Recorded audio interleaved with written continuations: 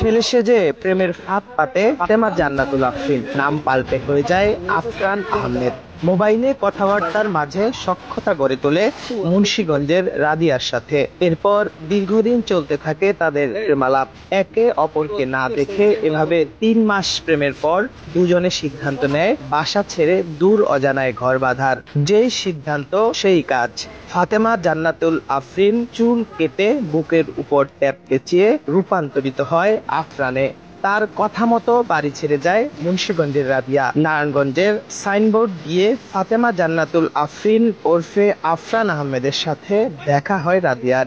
সেখান থেকে তারা উঠে পড়ে বরিশালের বাসে। কিন্তু এক পর্যায়ে রাদিয়া জানতে পারে তার শখের পুরুষটি ছেলে নয়, সে আসলে মেয়ে।